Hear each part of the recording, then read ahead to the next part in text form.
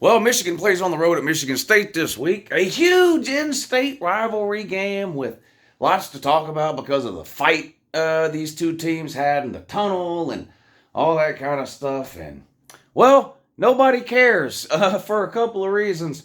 Number one, Michigan's a 24-point favorite against Michigan State. Michigan, one of the best teams in the country. Michigan State, one of the worst Power 5 teams in the country. They're just horrific, and they're without a coach. So no one really cares about the game. What does everybody care about? Jim Harbaugh caught cheating again. Unbelievable. We'll talk about all this allegations on scouting future opponents in person and all this kind of stuff.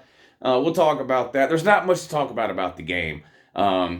This is, Michigan's going to go in there and run and throw all over Michigan State. This game won't be close. I would not be at all surprised to see Michigan try to run the score up in this one, considering what happened last time. So as even a 24-point favorite on the road, I'll take Michigan. I think Michigan rubs their nose in it if they get a chance. So give me Michigan in the game. Lay the 24. Michigan's got. Will Michigan State score? That's a legitimate question. Michigan's defense is ridiculous. Give me Michigan. Huge. Okay. On to the cheating thing. Now, the funniest thing about it to me, honestly, is Ohio State fans' reaction to it.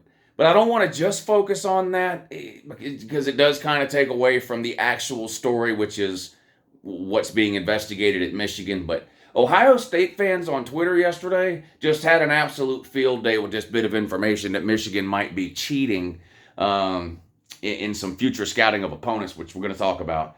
But, Ohio State fans are always looking for another excuse they can use, aren't they? Just constantly.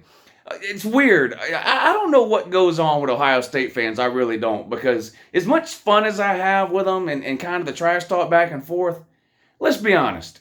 Ohio State, even if you hate Ohio State, okay, we're going to throw out like a worst case scenario deal.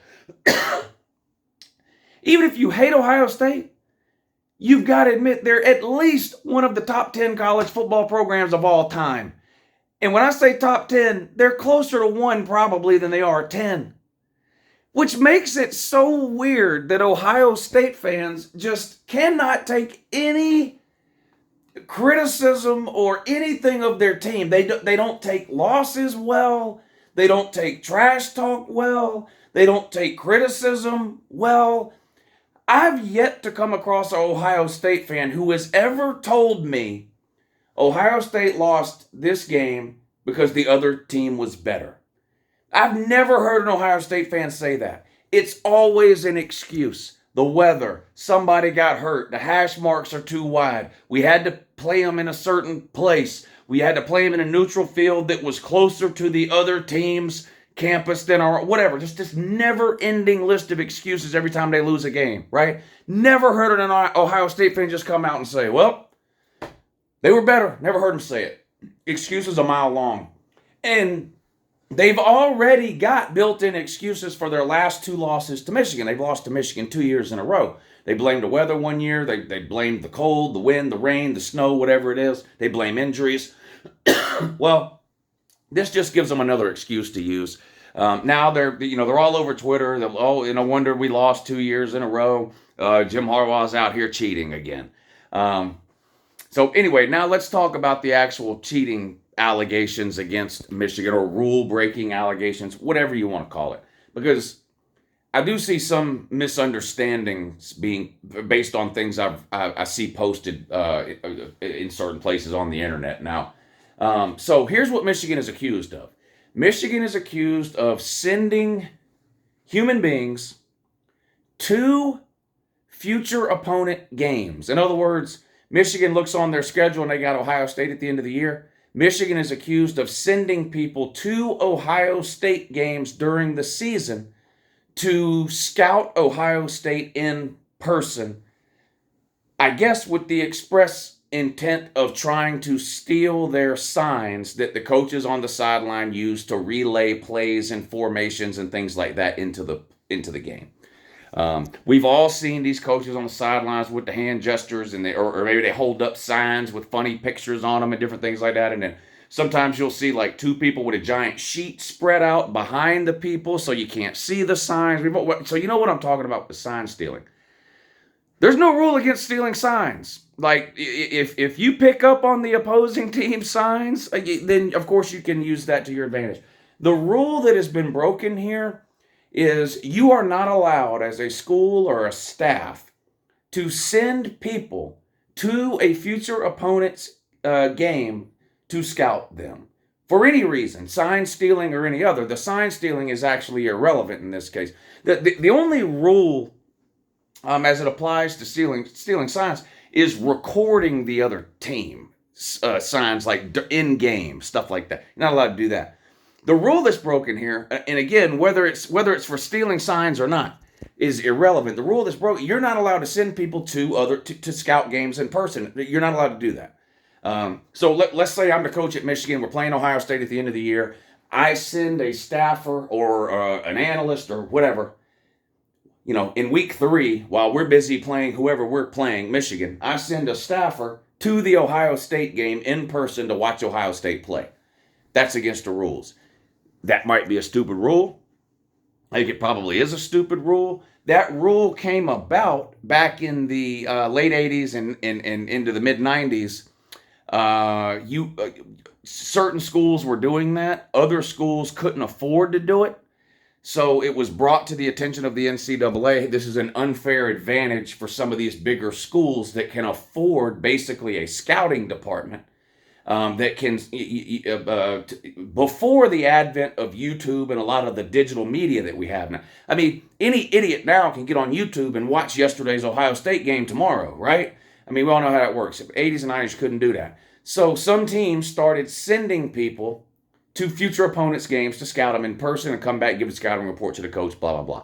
Other schools that didn't have the finances, the resources, the staff, the manpower, whatever, to do that, complained to the NCAA that it was an unfair advantage to those teams to be able to do that. So the NCAA stepped in and said, you know what, you're right.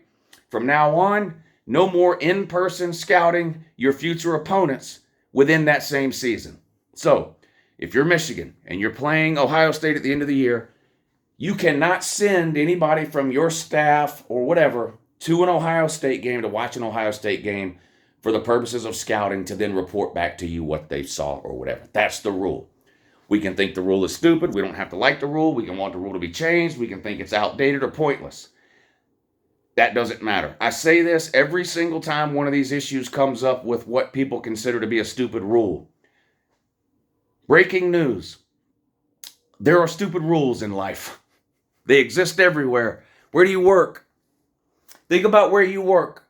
Any stupid rules there? Probably. Everywhere I've ever worked had a rule that I either didn't understand the point of, thought was outdated, thought we didn't need, thought got in my way, whatever. Doesn't matter. If the rule is there, the rule's got to be followed. If it's not followed, then that creates an unfair advantage to the person that's not following it, in this case, Michigan. So if the rule was broken, that's on Michigan. It doesn't matter if it's a stupid rule, doesn't matter if we hate the rule, whatever we think about the rule is irrelevant. This is not something that is unique to college football. Rules that we don't get or that we don't like or that we think should be done away with. Again, where do you work? Chances are there's some stupid rules there. You got to follow the rules, period. If you don't like the rules, then you work to change the rules. But everyone has to operate within the same rules. If you don't and you get caught, then there's got to be some sort of punishment or consequence. There just has to be. Whether we like the rule or not, I think you would all agree, if 13 of the 14 Big Ten teams are following the rule and one team isn't, that's an unfair advantage for the team that isn't. And before you tell me it's not an unfair advantage, it's not an advantage at all, what's the big deal? What difference does it make if they're doing it or not? If it didn't make a difference, they wouldn't be doing it. So yeah, it makes a difference. And yes, it matters. So if it's proven, punishment and consequences. Now, why is this being investigated is another interesting question. that we might need to talk to the Ohio State man about. Word on the street is that someone has ratted Michigan out. In fact, what I'm hearing is that this is something that has been brought to the attention of Big Ten officials and the NCAA going back at least 2 years. And the Big Ten and the NCAA never really expressed much interest into looking into it for whatever reason. Or maybe they did look into it a little bit and thought, yeah, there's probably nothing here. In any case, no formal investigation was ever launched against Michigan. No announcement was ever made of the accusations or whatever. And now it has been. Why? Well, the word on the street is that a couple of schools have come forward again this season claiming this exact same thing, that Michigan is sending people to future opponents' games to scout the team with the express intent of stealing signs. Again, the stealing signs part is irrelevant. The rule-breaking part is just sending somebody to the game for scouting purposes. What they're scouting is irrelevant. Could be scouting the run game, could be scouting the quarterback, could be scouting the defensive schemes, could be trying to steal signs. Doesn't matter. The fact that they're there scouting anything is the rule. So the rumor is it was brought to the attention again, and that somebody or something threatened to go public with the accusations. And in order to avoid the look, the NCAA decided to announce the investigation to avoid it looking like they had been ignoring this problem for 2 years. That's the word on the street. Now, who ratted them out? Who ratted them out? The obvious kind of point and laugh answer would be Ohio State, right? That seems obvious. I don't know if it was Ohio State or not. I don't know. There's an interview. There's a clip that has resurfaced from Greg Schiano, head coach at Rutgers, during halftime of the Michigan-Rutgers game this year. You know how the coaches get ready to run off the field at halftime and a reporter will stop them and stick a microphone in their face and ask them why they're getting beat 40-0 or whatever. It was that kind of thing with Greg Schiano.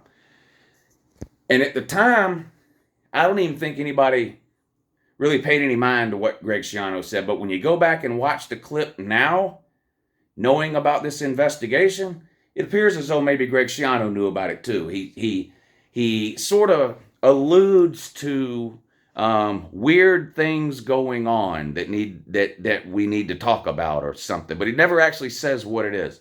Maybe it's people looking too much into it now, and that's not what he meant at all. But knowing what we know now about this investigation, the watching that Greg Schiano clip does look like that's maybe what he was talking about. But anyway, that's my thoughts on it. Personally, I think it's a stupid rule. There's so much money floating around college football now. It's not really a disadvantage anymore. Every single school in this country can afford to pay somebody to go to a game once a week if that's what they want to do. I don't see the point in it when you can literally get game film, game tape everywhere the next day now anyway. I don't really see the point in it unless you're trying to get there in person to steal signs. Depending if you ever been to a college game, depending on where you sit, you can see a lot of stuff that goes on the sidelines. That back there behind the players' benches where the coaches meet. You know when the offense is out on the field, the defense is over there on the sideline huddled up with their coaches, and depending on where you're sitting at a college football game, you can see a lot over there. So maybe that's the problem with me. But anyway, the actual rule prohibiting a school from basically hiring a scouting person to go do in-person scouting, I do think that's an outdated rule and probably needs to be done away with. Everybody in the country can afford to pay some idiot $100,000 a year to every week go sit and watch one of our future opponents. Every team can afford that. So the rule is probably outdated. Now, the stealing signs part electronically, first of all, if you can steal signs with your eyeballs, go ahead, steal them. I don't care whether it's in person, on TV, watching a replay on YouTube. If it's during the game and you notice it from your line of scrimmage across to the other field, that's fair game. Okay? Do better coming up with your signs if you're the other team. The recording, the digital recording, videoing what the coaches are doing, that there probably needs to be a line drawn there. But again, that doesn't have anything to do with what's going on here. The rule that Harbaugh and Michigan are accused of breaking here is literally just sending someone to the game to watch it. And I think that's an outdated rule. But Michigan knew the rules, Harbaugh knew the rules. If it's proven that they did that, then they broke the rules and there's going to have to be some type of punishment and consequences. I don't know. Anyway, but the Ohio State man's loving this shit. Yep, I told you, Woo, them 2 losses to Michigan don't count. They were cheating. They came and scouted us in person, Woo, and stealed our signs. Hey, Ohio State man, here's your sign.